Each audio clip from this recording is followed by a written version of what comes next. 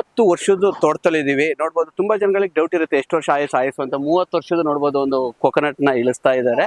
40 ಡೇಸ್ಗೆ ಒಂದು ಹಾರ್ವೆಸ್ಟ್ ಮಾಡ್ತಾ ಇದ್ದಾರೆ.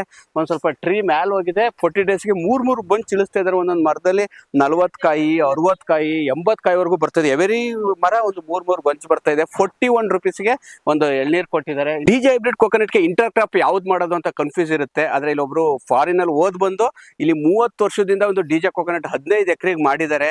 ಇಂಟರ್ ಕ್ರಾಪ್ ದಯವಿಟ್ಟು ಯಾವ್ದು ಮಾಡಬೇಡಿ. ಸ್ಟಿಲ್ 20 ವರ್ಷದ ಗಂಟ. ಏನಕ್ಕೆ ಅಂದ್ರೆ ತೆಂಗು ಇಳುವರಿ ಕೊಡಲ್ಲ.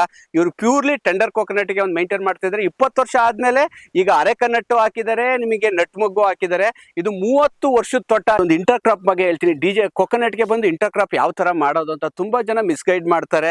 ಸರ್ ನೀವು ತೆಂಗು ಹಾಕಿರ್ತೀರಾ, ನಿಮಗೆ ಅರೆಕನ್ನಟ್ ಹಾಕಿ ಬಟರ್ ಫ್ರೂಟ್ ಹಾಕಿ ನರ್ಸರಿ ಅವರಿಗೆ ನಾಲೆಡ್ಜ್ ಇರಲ್ಲ, ಸುಮ್ಮನೆ ಗಿಡ ಸೇಲ್ ಆಗ್ಲಿ ಅಂತ ಮಾಡ್ತಾರೆ. ಇಲ್ಲೊಂದು ತೋಟದಲ್ಲಿ ಇದೀವಿ, ಡಿಜೆ ಹೈಬ್ರಿಡ್ 15 ಎಕರೆ ತೋಟದಲ್ಲಿ.